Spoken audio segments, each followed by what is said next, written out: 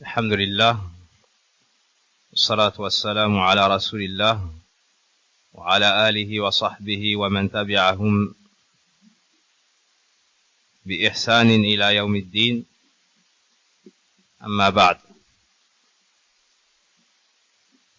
فما زلنا في باب الدعاء إلى شهادة أن لا إله إلا الله. Nous sommes toujours dans l'étude du chapitre numéro 4, l'invitation au témoignage qu'il n'y a de divinité digne d'être adorée si ce n'est Allah. Et nous avions cité hier le premier verset: قل هذه سبيلي أدعو إلى الله على بصيرة أنا ومن اتبعني وسبحان الله وما أنا من المشركين. Dit, voici ma voie. J'appelle à Allah, moi et ceux qui me suivent, nous basant sur une preuve évidente. On avait donc dit que dans ce verset, Allah subhanahu wa ta'ala a ordonné à son messager sallallahu alayhi wa sallam d'informer les gens de sa voie, du chemin sur lequel il est et la manière qu'il emprunte dans son prêche. C'est d'appeler les gens à la ilaha illallah, au tawhid, et cela avec clairvoyance, avec science. Et on voit dans ce verset que les suiveurs du prophète sallallahu alayhi wa sallam en font de même. Ils appellent les gens à Allah, ils appellent les gens au tawhid, à la ilaha illallah, avec sincérité, avec science. Ils n'appellent pas à leur personne, mais ils appellent à Allah tabaraka wa ta'ala. Après cela, l'auteur a cité le hadith d'Ibn Abbas. عن ابن عباس رضي الله عنهما أن رسول الله صلى الله عليه وسلم لما بعث معاذا إلى اليمن قال له. Donc le deuxième hadith est le hadith d'Ibn Abbas, rapporte que le prophète sallallahu alayhi wa sallam a dit à Mu'adh lorsqu'il l'envoya au Yémen: أرسل النبي صلى الله عليه وسلم معاذا إلى اليمن داعيا إلى الله معلما قاضيا ووليا. Le prophète sallallahu alayhi wa sallam envoya Mu'adh au Yémen en tant qu'enseignant, prêcheur, responsable, gouverneur et juge.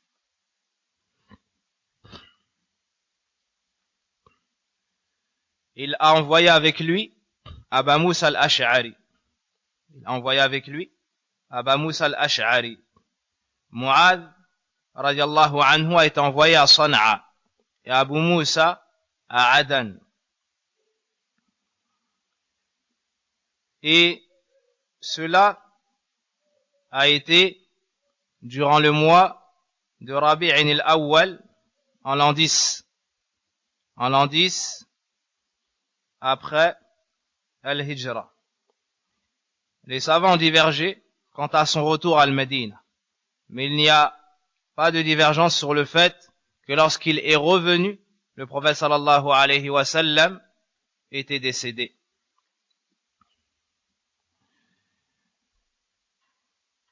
قال إنك تأتي قوما من أهل الكتاب.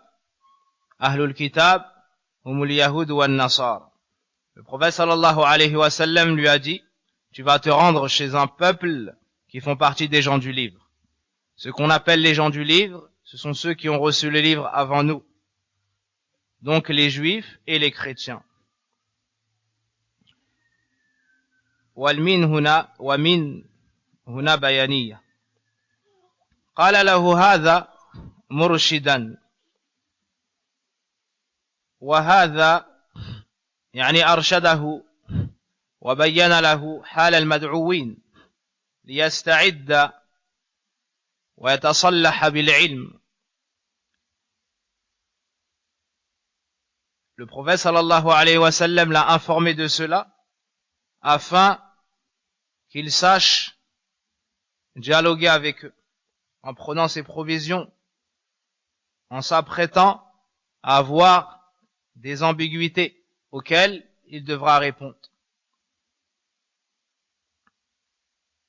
Il te faut connaître l'état de celui que tu appelles à Allah subhanahu wa ta'ala pour pouvoir adapter ton discours.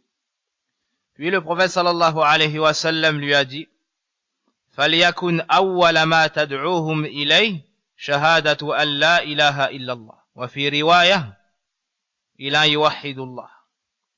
Puis le prophète sallallahu alayhi wa sallam lui a dit que la première chose à laquelle tu les invites soit d'attester qu'il n'y a pas de divinité en droit d'être adorée si ce n'est Allah. Dans une autre version du hadith, l'unification d'Allah. لك أن تقول فليكن أول ما تدعوهم إليه شهادة أن لا إله إلا الله. إذن أول أو أول ثم تقول شهادة أو شهادة. إذن إما أن تقول أول فيكون اسم يكون وخبره شهادة، أو تقول فليكن أول ما تدعوهم إليه شهادة، فأول خبر يكون مقدم وشهادة اسم يكون مؤخر. على كل حال يعني المعنى أنك تبتدئ في دعوتك إلى التوحيد بالتوحيد. Donc que la première chose à laquelle tu les invites soit d'attester qu'il n'y a pas de divinité en droit d'être adorée si ce n'est Allah. Dans une autre version, l'unicité ou bien l'unification d'Allah.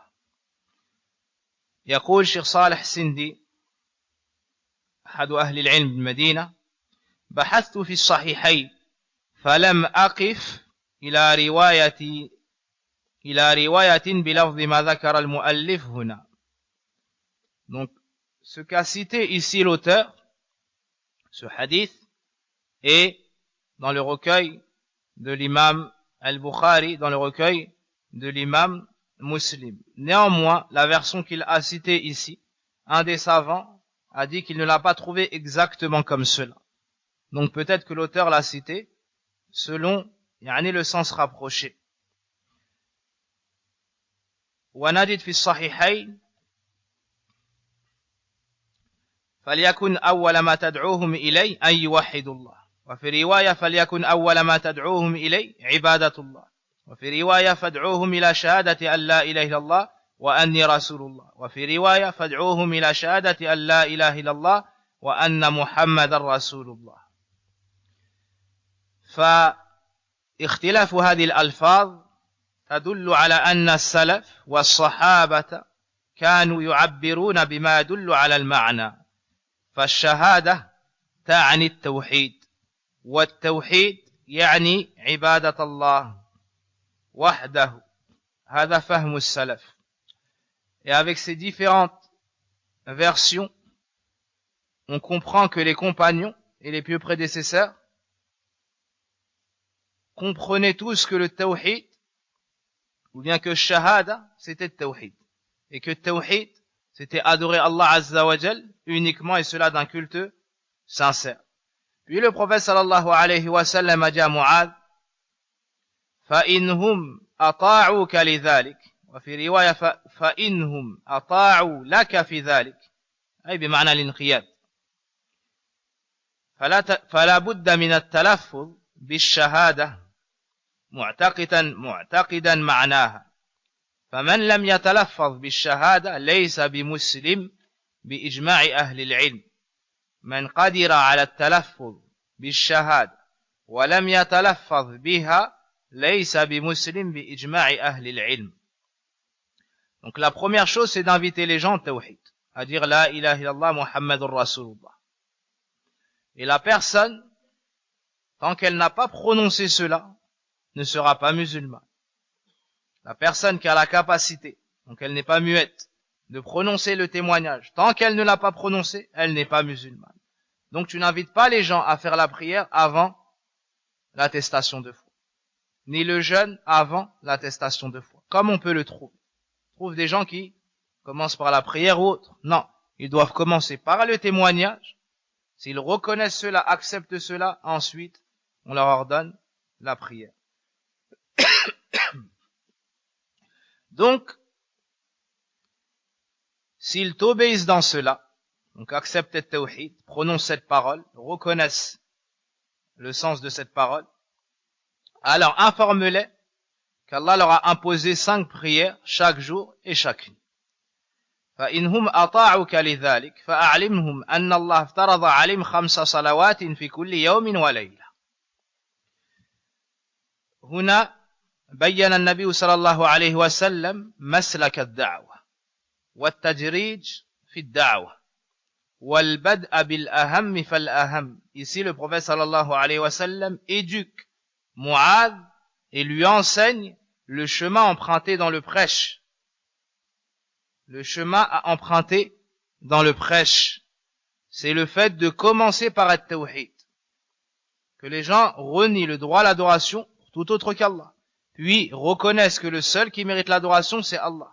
Après avoir prononcé la ilaha illallah Muhammadur Rasulullah, on les invite à faire la prière. 5 prières de jour, comme de nuit. Fat salah a'zamul ibadat ba'da ash-shahada. Donc la prière est l'adoration la plus importante après l'unicité d'Allah subhanahu wa ta'ala. فإنهم أطاعوك لذلك أي آمنوا بفرضية الصلاة وأقاموها. Donc s'ils t'obéissent dans cela, c'est-à-dire reconnaissent le caractère obligatoire de la prière et l'accomplissent, فأعلمهم أن الله افترض عليهم صدقة. S'ils t'obéissent dans cela, informe-les qu'Allah leur a imposé une aumône, c'est-à-dire la zakat. تُؤْخَذُ مِنْ أَغْنِيَائِهِمْ وَتُرَدُّ إِلَى فُقَرَائِهِمْ, qui sera prélevée de leurs riches et redistribuée à leurs pauvres. Ici, le prophète sallallahu alayhi wa sallam enseigne à Mu'adh une des catégories qui peut percevoir la zakat. Et de cela, on tire la permission de donner la zakat à une seule catégorie. À une seule catégorie. Puis le prophète sallallahu alayhi wa sallam lui a dit, فَإِيَّاكَ وَكَرَائِمَ أَمْوَالِهِمْ منصوب على التحذير وكرائم جمع كريمة وهي خيار المال ونفائسه. Puis le prophète sallallahu alayhi wa sallam lui a dit, s'ils t'obéissent dans cela, évite les meilleurs de leurs biens. C'est-à-dire que lorsque tu prélèves la zakat des gens, tu ne dois pas prendre leur plus grande richesse, mais tu dois prendre dans le juste milieu. Sauf si la personne volontairement donne du meilleur de ce qu'elle possède. ثم قال له النبي صلى الله عليه وسلم واتقي دعوة المظلوم. Allah المستعان. Et crains l'invocation de l'opprimé. أي احذرها وابتعد عن الظلم وأسبابه بل التزم العدل في معاملتك معهم. Le prophète sallallahu alayhi wa sallam lui a dit, et crains l'invocation de l'opprimé. Fais attention. Éloigne-toi de l'injustice, de ses causes.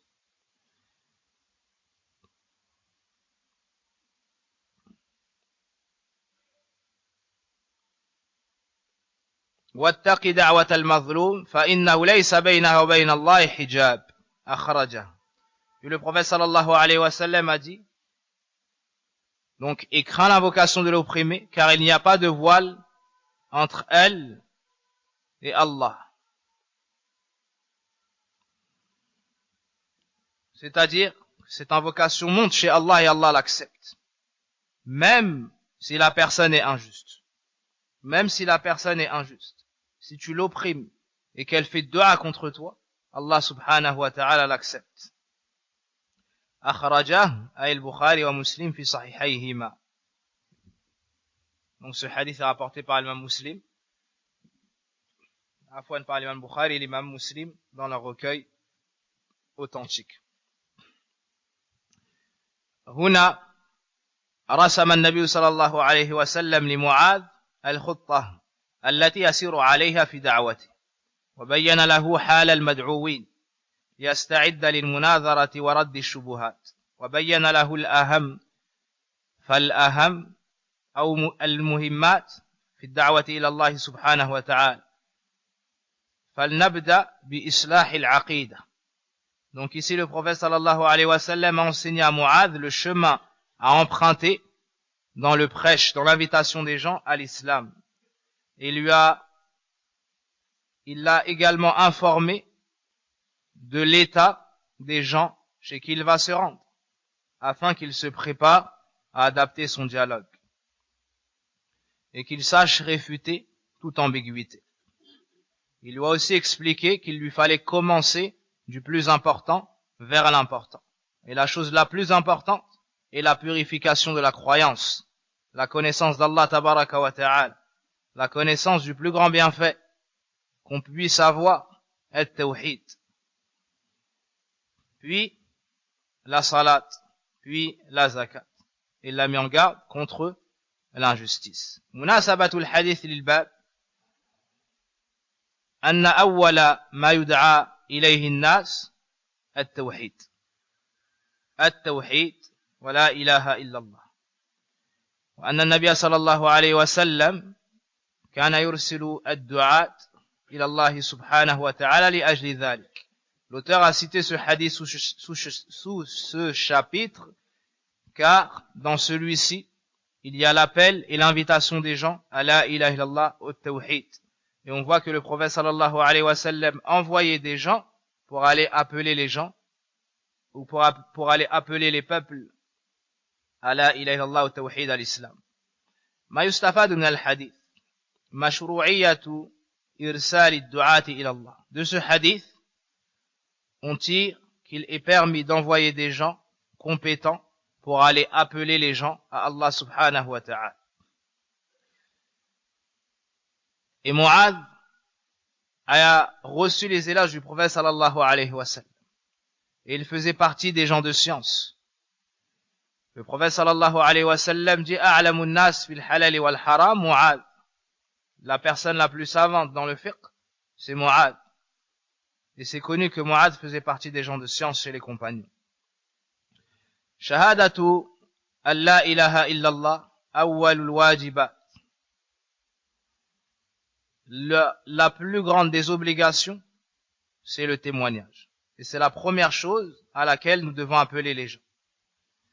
في رد على أهل الكلام الذين قالوا إن أول الواجب على العبد الشك قال بعضهم النظر هذه عقيدة باطلة معنى التوحيد شهادة أن لا إله إلا الله. On tire de ce hadith que le sens du tawhid c'est La ilaha illallah. La ma'bouda bihaqqin illallah. Nulle divinité n'est digne d'être adorée excepté Allah. La yuhkam bi islamil kafir hatta yatalaffaz bi ash-shahada. On ne pourra juger qu'une personne est musulmane tant qu'elle n'aura pas prononcé l'attestation de foi.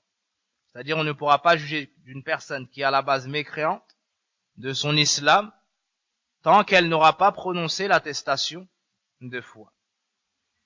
Ma'rifatu halil mad'uwin muhimmun jiddan. Le fait de connaître l'état des gens à qui tu t'adresses a la plus grande importance afin que tu adaptes ton discours comme nous l'avons cité. Al-baddu bil aham fal aham. Le fait de commencer du plus important à l'important. Donc tu commences par le tawhid, ensuite la salat, ensuite la zakat, wa Et lorsque nous disons tu commences par être tawhid, cela ne veut pas dire que tu en parles une fois, ou que tu fasses une ou deux khutbah, ou une ou deux conférences et tu dis c'est bon j'ai parlé de tawhid, comme on a pu entendre par certaines personnes. Ad-da'watu ila tawhid doit commencer du premier jour où tu as appris le tawhid, jusqu'au jour où l'ange de la mort vient récupérer ton âme. Pas moins que cela. Celui qui a compris que le tawhid c'est la clé du paradis. Celui qui a compris que le tawhid c'est le plus grand bienfait par lequel Allah l'a comblé. Comment est-ce qu'il pourrait se contenter d'en parler une ou deux fois? Quand bien même les gens diraient de toi telle ou telle chose. nous recherchons l'agrément d'Allah tabaraka wa ta'ala. Et l'agrément de l'ensemble des gens est un but inaccessible. فارضى برضا الرب سبحانه وتعالى. الصلاة أعظم الواجبات بعد الشهادة. On tire de ces hadiths que la prière est l'obligation la plus importante après le témoignage, l'attestation de foi. Après elle, az-zaka. Ensuite, l'aumône. Min ahli az-zakah al-fuqara. On tire de ce hadith que parmi les ayants droit à l'aumône légale, la zakat, il y a les pauvres. ويجوز الاختصار عليهم. لا يجوز أخذ الزكاة من أحسن أموال الناس إلا برضاهم.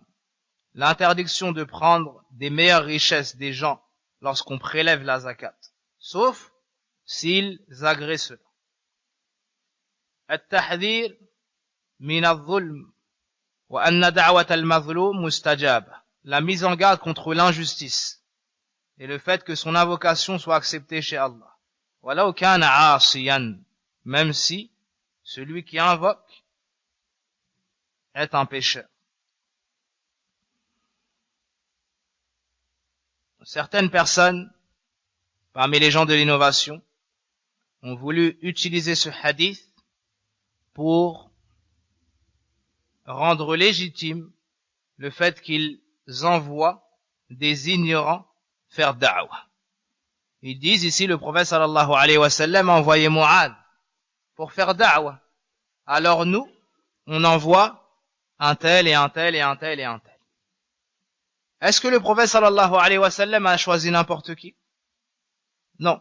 Il a choisi Mu'adh, le savant du fiqh.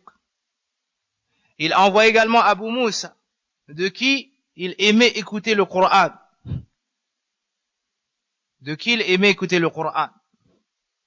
Il n'a pas envoyé une personne qui n'était pas compétente. Contrairement à ce que eux font. Et subhanallah. Je vais me restreindre à un seul exemple qui s'est passé dans cette mosquée. Un matin, ba'da salat al-fajr, un frère s'est levé et a parlé. Ce qu'on pense de lui, c'est qu'il avait une bonne intention. Il voulait réconcilier entre ses frères qui s'étaient disputés. Et ceci fait partie des meilleures œuvres auprès d'Allah, réconcilier les gens. Et pour ce faire, il a utilisé des versets et des hadiths. Et quelle belle chose. Mais, en utilisant l'histoire de Moussa avec Pharaon, il a raconté que lorsque Moussa alayhi salam est parti, miqati rabbi, Banu Israël se sont égarés. Et Haroun était auprès d'eux. Lorsqu'il est revenu, il s'est mis en colère, comme vous le savez tous. Il a attrapé Haroun par la tête, par la barbe, et Haroun lui a dit, Ya ibna umma la ta'khudh bi lihyati wala bi ra'si, inni khashitu an taqula farraqta bayna bani Israël. Jusqu'à la fin de ce passage. Donc Moussa alayhi salam, ou bien Haroun alayhi salam, a dit à Moussa, ô fils de ma mère. Donc pour l'adoucir, il lui a rappelé le lien. Ne me prends pas par la barbe. Et ça c'est une preuve que les prophètes avaient la barbe, et que c'est la sunna des prophètes. Ni par la tête. J'ai eu peur que tu me dises que j'ai semé la discorde entre Banu Israël. Ça c'est le Coran. Le frère, waffaqahullah, a dit, vous connaissez le shirk? Le shirk c'est très grave. Il a dit ça à ses interlocuteurs. Puis il leur a dit, écoutez bien, le fait de diviser les gens et de faire la fitna, c'est pire que le shirk. Car Haroun a laissé le shirk. Subhan al-Malik. Et il a fait devancer la fraternité. Tamma, ma ba'daha tamma. Une faute immense. شيء أكبر من الشرك.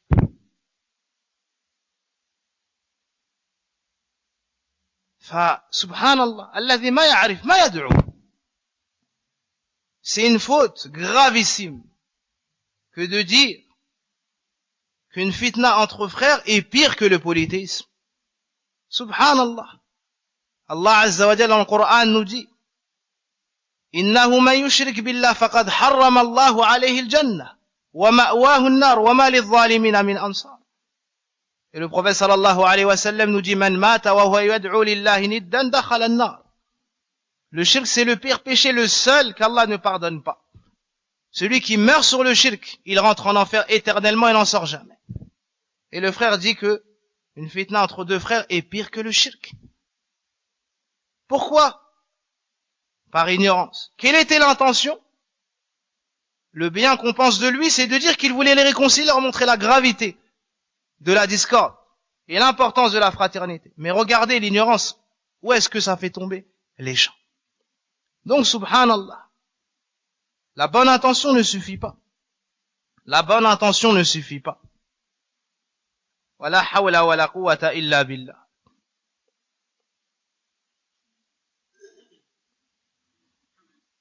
Et si ce n'était pas un manque de temps, on a resté beaucoup d'exemples du groupe égaré d'établir. Hadana Allah wa iyyahum.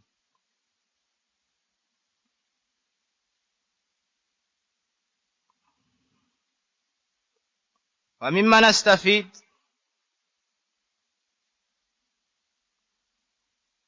في هذا الحديث أن الداعي إلى الله عليه أن يكون ذا خلق طيب.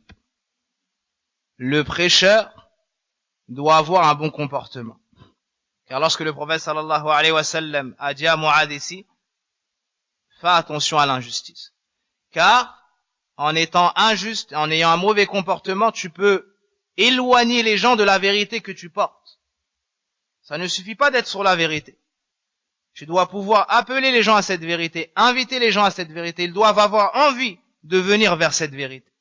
Et si toi, tu as un mauvais comportement, ils vont penser que ce à quoi tu appelles, c'est ce comportement. Donc il faut faire attention.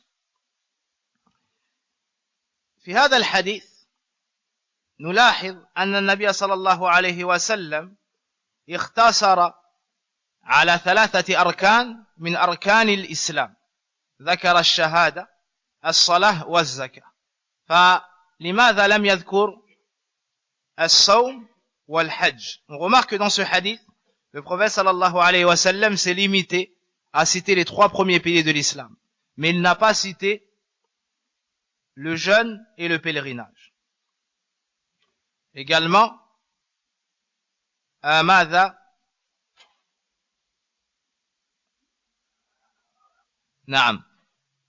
Les savants ont répondu à cette question, cette problématique de plusieurs façons.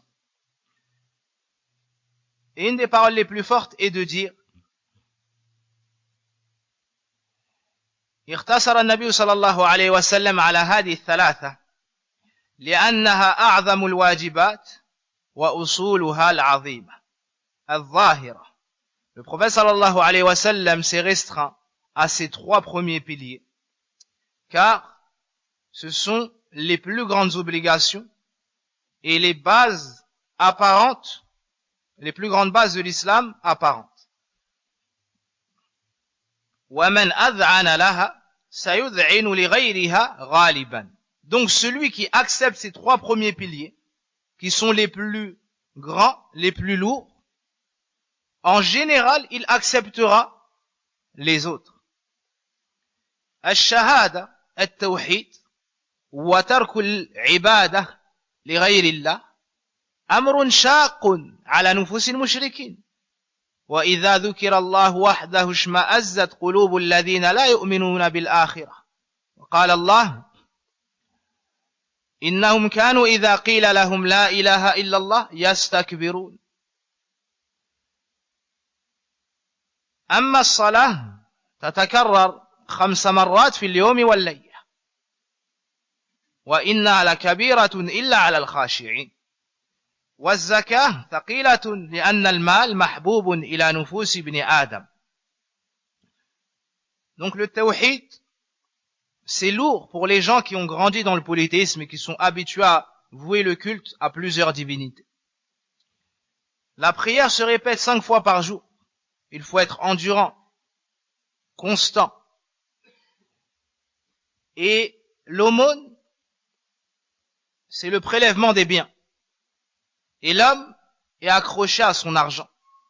Donc celui qui se soumet dans ces 3 choses-là, en général, aura plus de facilité à accepter la suite. قال المؤلف رحمه الله ولهما أي البخاري ومسلم عن سهل بن سعد رضي الله عنه ابن مالك بن خالد الأنصاري الخزرجي. Il est mort en l'an 88 après l'Hégire. Il avait dépassé les 100 ans. هو صحابي ابن صحابي رضي الله عنهما. Il fait partie des derniers décédés à Al-Madinah. أن رسول الله صلى الله عليه وسلم يوم خيبر.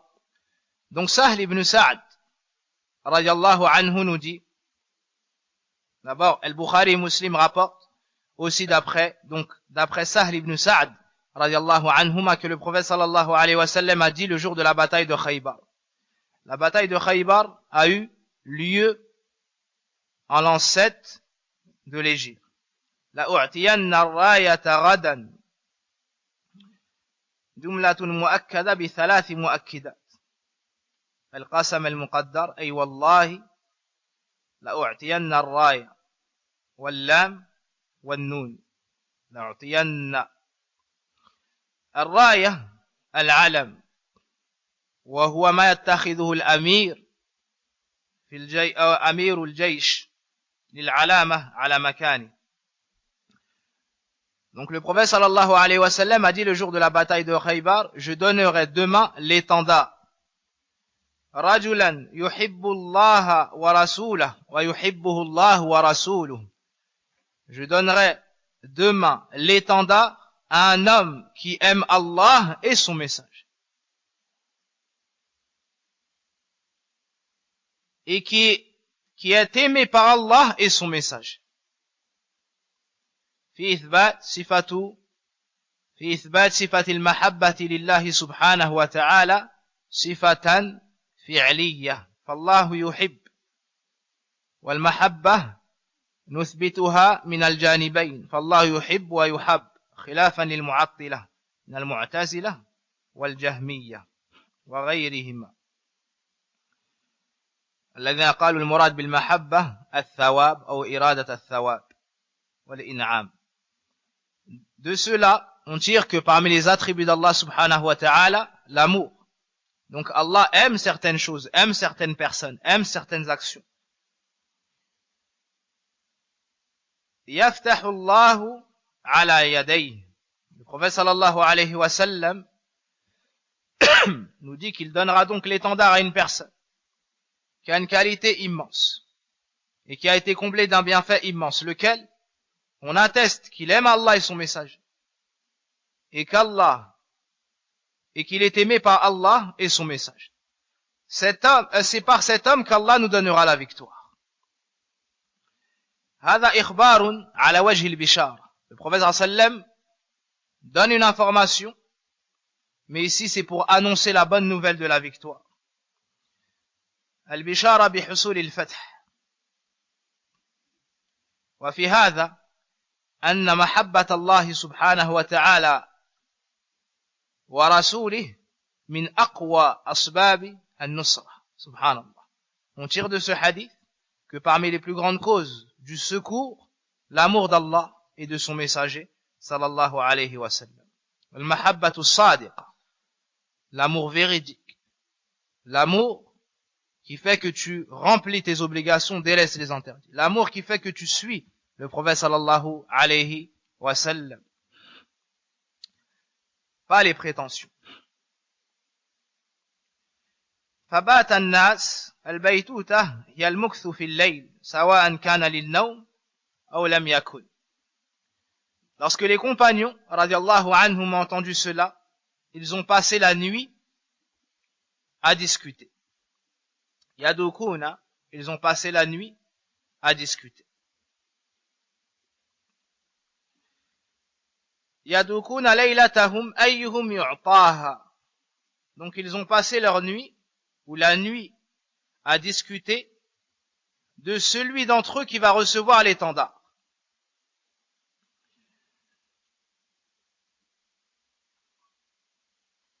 أيهم يعطاها فلما أصبحوا غدوا إلى رسول الله صلى الله عليه وسلم كلهم يرجو أن يعطاها.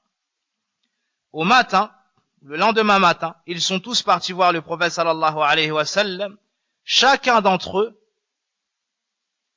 espérant être celui qui allait le recevoir.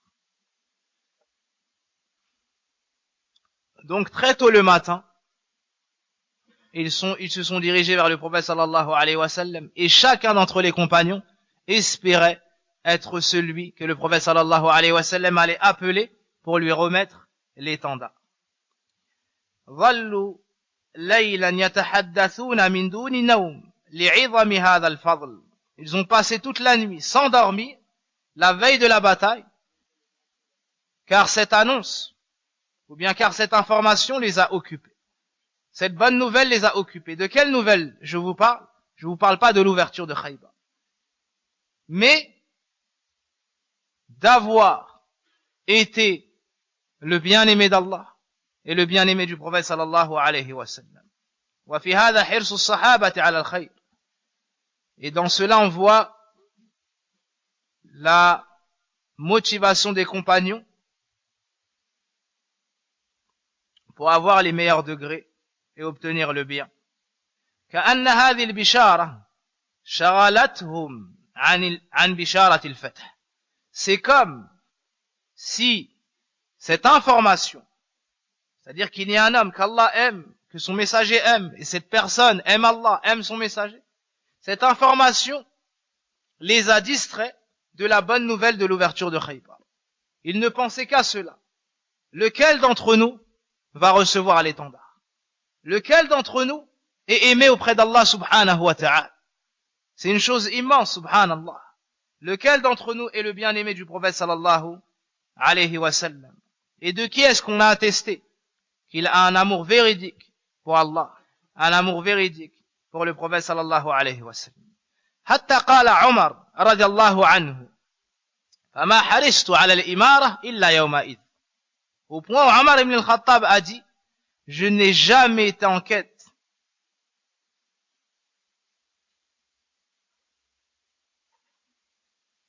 de la responsabilité si ce n'est ce jour-là. Omar ibn al-Khattab détestait les responsabilités car il savait qu'il allait être interrogé yawm al-qiyamah sur cela. Il dit, c'est le seul jour où il aurait espéré être responsable. Pourquoi? Car ça aurait prouvé qu'Allah Azza wa Jalla l'aime, que le prophète sallam l'aime, et que lui aime Allah d'un amour véridique, et qu'il aime le prophète sallallahu alayhi wa sallam d'un amour véridique. عند مسلم من حديث أبي هريرة رضي الله عنه أن عمر رضي الله عنه قال فتطاولت إليه صلى الله عليه وسلم يومئذ. أي كان يحرص على أن يظهر أمام الرسول صلى الله عليه وسلم يمر بين يديه يعني كي لا ينسى. Et Omar nous dit, je venais devant lui. Ce jour-là, je passais devant lui. Pourquoi? يعني au cas où il m'a pas vu, au cas où il m'oublierait. رضي الله عنه. فقال أين علي بن أبي طالب. Alors le prophète sallallahu alayhi wa sallam le lendemain a dit, où est Ali ibn Abi Talib? Ali ibn Abi Talib, ibn Ammi Nabi sallallahu alayhi wa sallam. C'est le fils de l'oncle du prophète sallallahu alayhi wa sallam. Wa zawju Fatima. C'est l'époux de Fatima, la fille du prophète sallallahu alayhi wa sallam. Al-Khalifatu al-Rabi' al-Rashid. C'est le 4e calife de l'islam. le père de l'Hassan et de l'Hussein, les bien-aimés du prophète sallallahu alayhi wa sallam. Il est mort en l'an 40, après l'hégire, il est mort assassiné par Ibn al-Muljam. فقيل هو يشتكي عينيه. Le prophète sallallahu alayhi wa sallam a donc appelé et dit: où est Ali ibn Abi Talib? On lui a dit: il souffre d'une douleur aux yeux. جاء عند مسلم أنه كان أرمد. الرمد مرض في العين. Donc il avait une maladie qui lui faisait mal aux yeux. فأرسلوا إليه فأوتي به. Alors le prophète sallallahu alayhi wa sallam a envoyé des gens pour le ramener. Et ce qui est apparent ici, c'est que sa maladie le faisait souffrir et était lourde, car il a été escorté, il a été accompagné. في رواية أن قائده كان سلمة ماذا سلمة ابن الأكوع سلمة ابن الأكوع فبصق في عينيه ودعا له فبرأ كأن لم يكن به وجع وهذا من أعلام النبوة يعني شفي وعوفي عافية كاملة. Donc le prophète sallallahu alayhi wa sallam a postillonné dans ses yeux et a invoqué Allah pour lui. Il a guéri, comme s'il n'avait jamais souffert d'un mal. Et dans cela, il y a une preuve de la prophétie du prophète Mohammed sallallahu alayhi wa sallam. Wa annahu mubarakun wa anna barakatahu barakatan wa barakatun dhatiyya wa hadha khassun bin nabi sallallahu alayhi wa sallam. La yajzu laka an tatamassaha بشخص أو تأخذ من شعره أو رقه وما إلى ذلك. أما بالنبي صلى الله عليه وسلم في حياته فنعم فعلى ذلك الصحابة. Donc de cela on tire également que Allah Azza wa Jalla a rendu le messager sallallahu alayhi wa sallam béni, et que sa bénédiction, contrairement aux autres, est une bénédiction corporelle, une bénédiction dans son essence, c'est-à-dire ماذا sa salive, ses cheveux, sa personne était bénie. وهذه البركة تتعدى إلى الغير. Et cette bénédiction peut se répercuter par la permission d'Allah sur autrui. Et cela est propre au prophète sallallahu alayhi wa sallam. Tu n'as pas le droit, par exemple, de frotter quelqu'un en pensant pouvoir prendre de sa bénédiction. Hein? Le croyant a une bénédiction, mais cette bénédiction est par exemple dans sa science, dans son bon comportement, dans ses bons conseils et autres. C'est pas une bénédiction corporelle. Tu peux te frotter à lui ou prendre de sa sueur ou de sa salive ou autre pour te soigner, pour obtenir un bien. Non. Tu n'as pas le droit de faire cela.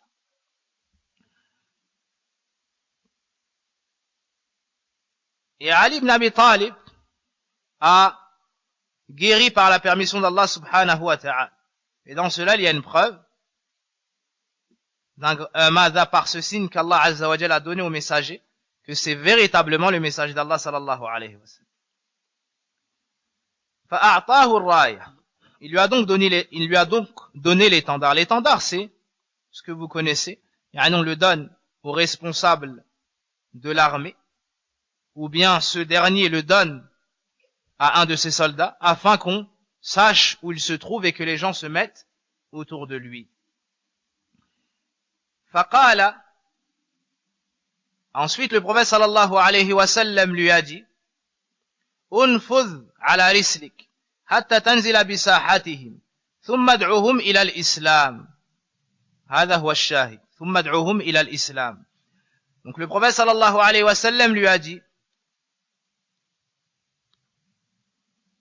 avance avec prudence jusqu'à ce que tu arrives à leur place, c'est-à-dire proche de leur demeure. أي امضي بلا عجلة.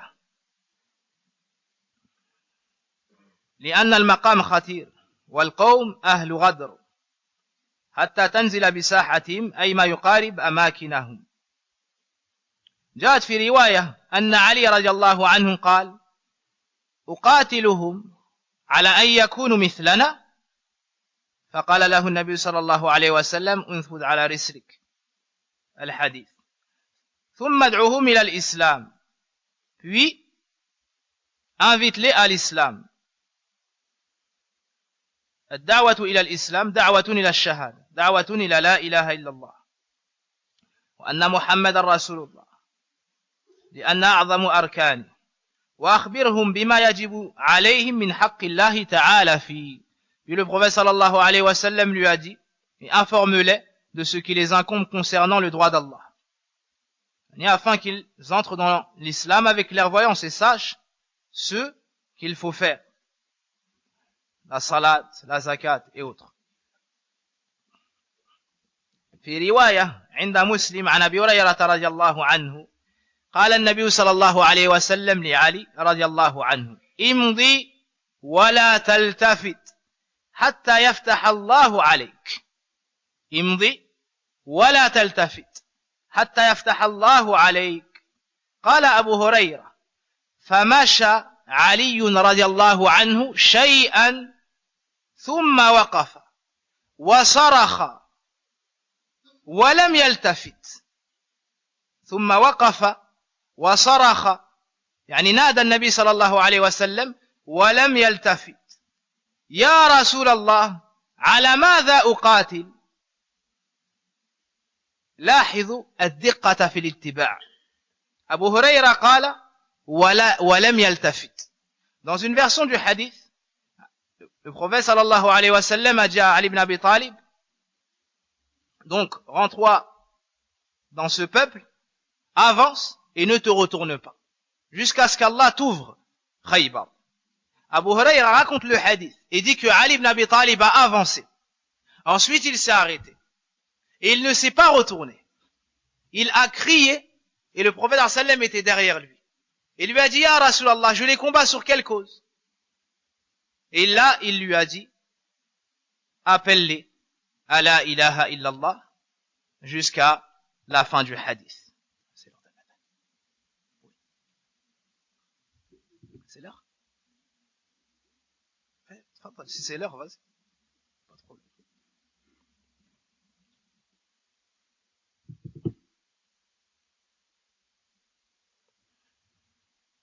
Donc, lorsque le prophète sallallahu alayhi wa sallam a dit à Ali ibn Abi Talib d'avancer, de ne pas se retourner jusqu'à arriver à Khaybar et qu'Allah lui accordera la victoire. Le prophète sallallahu alayhi wa sallam lui a dit avance et ne te retourne pas. Abu Huraira raconte et dit que Ali a avancé, puis il s'est arrêté. Il a crié ô messager d'Allah, sur quelle base je devrais combattre? Et le prophète sallallahu alayhi wa sallam lui a dit, pour le témoignage de la ilaha illallah et que je suis le messager d'Allah. Ici on voit, subhanallah, comment est-ce que les compagnons aimaient le prophète sallallahu alayhi wa sallam et comment ils le suivaient minutieusement. Subhanallah. Il a voulu demander une chose qui a la plus grande importance au prophète sallallahu alayhi wa sallam. Mais il lui a dit ne te retourne pas. Alors pour lui parler, il est resté face à sa direction. Il a élevé la voix alors que le prophète sallallahu alayhi wa sallam était derrière lui. Et au jour d'aujourd'hui, tu t'adresses à des personnes et tu leur dis Allah a dit cela, il faut faire comme cela et ne pas ajouter, ne pas enlever. Le prophète sallallahu alayhi wa sallam a fait cela. Il nous a dit de faire comme cela. Et ils te disent oui mais, et j'en passe. Subhanallah. Et ensuite, ils vont dire pourquoi est-ce qu'on s'énerve? Pourquoi est-ce qu'on répète le jour du Jumu'ah telle chose et telle chose et telle chose? Car on veut que la voix du prophète sallallahu alayhi wa sallam ait la plus grande place dans nos cœurs. Car on veut que la religion d'Allah azza wa jal ait la plus grande place dans nos cœurs. Car on veut être sur le chemin sur lequel étaient les compagnons du prophète sallallahu alayhi wa sallam. Car la pire des choses, et l'innovation, car elles corrompent la perception des gens quant à la religion d'Allah subhanahu wa ta'ala, et elles affaiblissent les musulmans. Wala hawla wala quwwata illa billah. فإذا فعلوا ذلك عصموا مني دماءهم وأموالهم إلا بحقها. ثم ذكر له النبي صلى الله عليه وسلم عظم أجر الداعي وما به ينشط.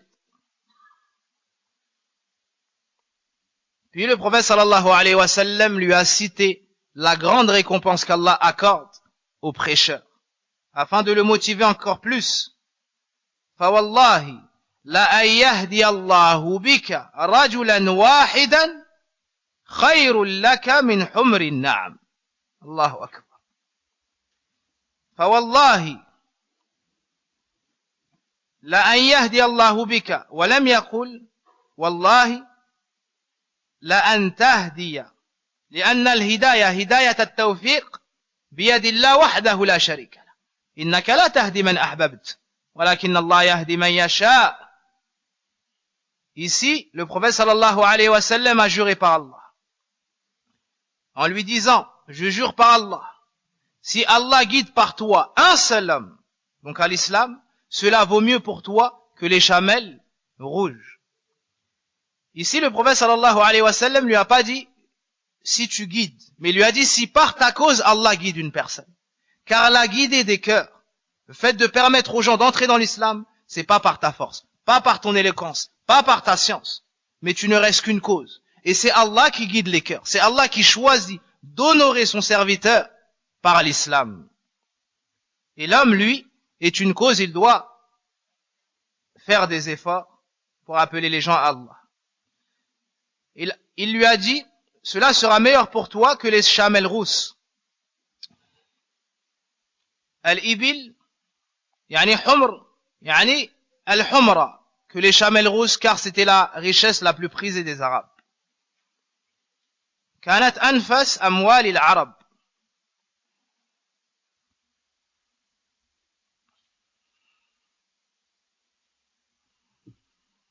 يقول الشيخ صالح الفوزان حفظه الله تعالى الداعية إذا حصل على يديه هداية رجل واحد فذلك خير له من أنفس الأموال الدنيوية فكيف إذا حصل على يديه أكثر من ذلك.